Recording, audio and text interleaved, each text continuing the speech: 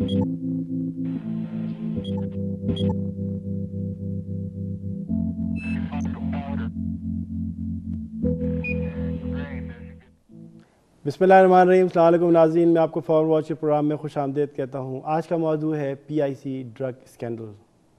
PIC drug scandal से बहुत साफ ज़ाहिर होता है कि बेसिकली हमारा हेल्थ केयर सिस्टम महफूज हाथों में नहीं है और बहुत कुछ प्रॉब्लम्स चल रही हैं, और इन प्रॉब्लम्स के साथ साथ देखा जाए तो हमारी पूरी कौम गम के आंसू रो रही है।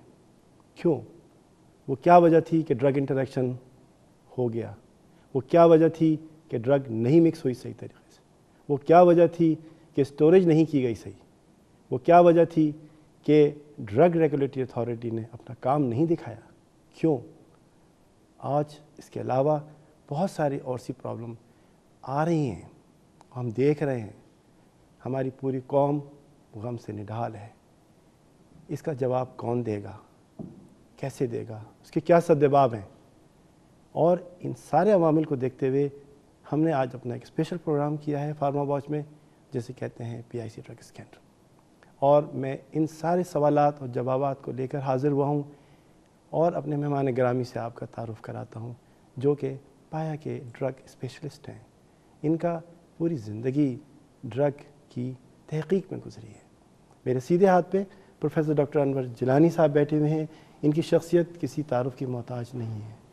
सबसे बड़ी बात यह है कि आप WHO एडवाइज़र हैं एसेंशियल मेडिसिन के, आप वाइस चेयर ऑफ रिसर्च हैं, आप director of programming of drugs हैं, और आपके मुजल्लात, खुलात और बेइंतहा रिसर्च पब्लिकेशंस हैं। डॉक्टर साहब, मुझे बहुत बहुत खुशी है कि आप मेरे प्रोग्राम में तशरीफ़ लाए, और मेरे पास अल्फाज नहीं है कि आप किस तरीके से बताएंगे और करेंगे। ज़ाहिरी बातें हमें बहुत इससे फ़ायदा पहुँचेगा। मैं आपको खुश आमदीद कहता हूँ अपने इस प्रोग्राम के अंदर। मेरे दूसरे हाथ पे अमीर क़िदवाई साहब बैठे हुए हैं। ये क्लिनिकल फार्मासिस्ट हैं। इनका तामन तोली का साथ है दवाओं से, मरीज़ों से, और ये प्रैक्टिस भी करते हैं क्लिनिकल फार्मेसी की, इसके साथ साथ पढ़ाते भी हैं। आपका बहुत बहुत शुक्रिया कि आप तशरीफ़ लाए इस प्रोग्राम में, और आपके मशवरों से हम मुस्तफ़ीद होंगे। तो डॉक्टर साहब, जो अब ये आप देख रहे हैं सानिया, और ज़ाहिरी बात है ये बहुत गम की बात है जो कुछ हो रहा है, कुछ रोशनी डालेंगे आप इनिशियली कि ये क्या हुआ है, क्यों हुआ, ताकि लोग समझ सकें कि ये इब्तिदा कैसे हुई? सही। पहले तो मैं आपका शुक्रिया अदा करता हूँ कि आपने मौका फ़राहम किया अपना ये ख़यालात का इज़हार करने का। अब तो ये वाक़या पुराना हो गया, चंद हफ़्ते हो गए, हर एक को पता, मतलब कि ये पंजाब इंस्टीट्यूट ऑफ कार्डियोलॉजी में पेशेंट जो एडमिट हुए उनको रिएक्शन हुआ, बहुत सारी फैटेलिटीज़ हुई। अब 100 से ज़्यादा, बल्कि 140 के करीब जो है अमवात वाक़ई हो गई। ये बहुत बड़ा सानिया है जी, और जिसका बहुत बड़ा दुख है, लेकिन हैरानगी की बात नहीं है, क्योंकि ऐसे वाक़यात जो हैं उनके हुए हैं, होते रहे हैं। और वैसे तो दवा के गलत इस्तेमाल से सारी दुनिया में इक्का दुक्का वाक़यात होते रहते हैं, लेकिन इतना बड़ा वाक़या, इतनी बड़ी अमवात जो हैं ये बहुत कम होती हैं जी, और वो भी 1 या 2 दिन में नहीं, मतलब कि ये कंटिन्यूस वाक़या अभी तक वो चल रही हैं। जी, तो इससे बड़ा साफ ज़ाहिर है कि लोग, हम एज ए नेशन इस बड़े सानहे से निपटने के लिए पूरी तरीके से तैयार नहीं है। तो ये एक सबसे बड़ी बहुत बदकिस्मती, अलमिया है, बहुत बड़ा अलमिया है, बहुत बड़ा अलमिया है। तो बहरहाल इसकी बहुत सारी वजूहात हैं। अपना एक तो सर्टनली ये कि हमारे पास जो ओवरऑल ड्रग का कंट्रोल है, कंट्रोल सिस्टम जो है वो वैसे भी इतना मजबूत नहीं था, लेकिन इन हालात में ख़ास कर जब से ये डेवोल्यूशन ऑफ मिनिस्ट्री का जो है अपना सिलसिला चला, उस वक़्त से ये थोड़ा सा इन कोऑर्डिनेशन सूबाई और अपना फेडरल गवर्नमेंट के दरमियान ये रही है। और ये एक प्रोसेस, ये जब इवॉल्व होता है, नया सिस्टम बनता है, तो इसके अंदर ये ऐसा होता ही है। मतलब ये कि अगर आप सिंपल लफ्ज़ों में कहें कि नाक़िस हो चुका है, और इस नाक़िस की वजह से ये कोताही मंज़िल आम पे आई।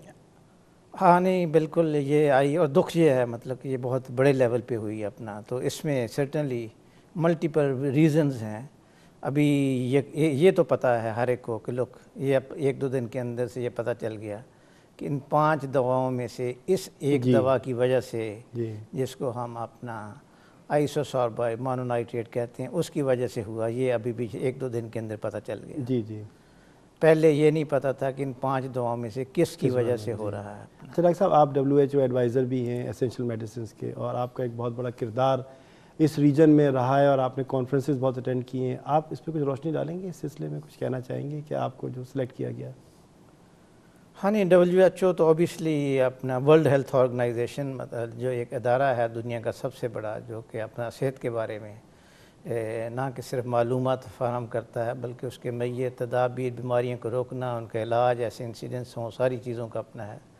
تو اس کا ایک سیکشن جو ہے جس کو ڈرگ یا میڈیسن کہتے ہیں، جی، اس کے بارے میں میں بھی ان کی جو ایک انٹرنیشنل جو کمیٹی ہے اس میں کوئی 12-14 لوگ ہیں، تو اس میں بھی اس کا ایز اے ایکسپرٹ ممبر یا ایڈوائزر ہوں، جس کو اسینشیل میڈیسن کہتے ہیں۔ تو میں اب ریپرزینٹ کر رہا ہوں ناٹ اونلی پاکستان بلکہ سینٹرل ایشیا پورا، مڈل ایسٹ، یہ سارے ریجن کو ریپرزینٹ کیا اپنے پچھلے 5-6-7 سال سے۔ تو ظاہر ہے اس میں تھوڑا سا مجھے بھی موقع ملا کچھ کنٹریبیوٹ کرنے کا بھی، کچھ سیکھنے کا بھی۔ تو سرٹنلی وہ نالج جو ہے ہم اپنی اپلائی کرتے رہے ہیں جگہ جگہ پہ، بلکہ سب سے پہلے تو مجھے اس وقت موقع ملا، یہ کوئی 12 سال پہلے کی بات ہے، کہ جب WHO نے اپنا مجھے ایک اچانک لیٹر موصول ہوا کہ پاکستان کی جو ڈرگ ٹیسٹنگ لیبارٹریز ہیں ان کے بارے میں آپ اپنی رپورٹ لکھیں کہ ان کا کرنٹ سٹیٹس کیا ہے، ان کی حالت کیا ہے، اور ان کو امپروو کرنے کے میجر جو ہیں وہ کیا ہیں۔ تو وہ مجھے 3 ماہ کا موقع دیا گیا۔ اس وقت 3 موقع میں نے لیبارٹری جو ہیں وزٹ کی، ان کی ساری تحقیق دیکھی، حالت دیکھی، پھر اپنے میں نے مشورے جو ہیں ان کو دیے، اپنے ایک بک لیٹ یا ایک ان کو اپنا ان کا طریقہ کار ہے کہ وہ پھر منسٹری کو بھجواتے ہیں، ان کو یہ کرتے ہیں سلسلہ اپنا۔ تو ظاہر ہے اس وقت یہ میں 12 سال پہلے کی بات کرتا ہوں، تو اس وقت ڈرگ ٹیسٹنگ لیبارٹری کراچی کی جو مین ہے بری حالت تھی، مطلب انڈر سٹاف تھا، ایکوپمنٹ نہیں تھا، I mean it is something which was very sad۔ صحیح کہہ رہے ہیں۔ تو اس وقت سے میرا تھوڑا سا اپنا ہوا اپنا اتفاق یہ WHO سے پہلی ملاقات۔ اس کے بعد منسٹری کا ایڈوائزر رہا ہوں، ڈرگ اپنا لائسنسنگ کا، رجسٹریشن کا، اپنا کوئی 2002 سے لے کے 5 تک جو ہے وہ میں اس کا رہا ہوں، اور اس کے بعد اپنا سینٹرل کمیٹی کا۔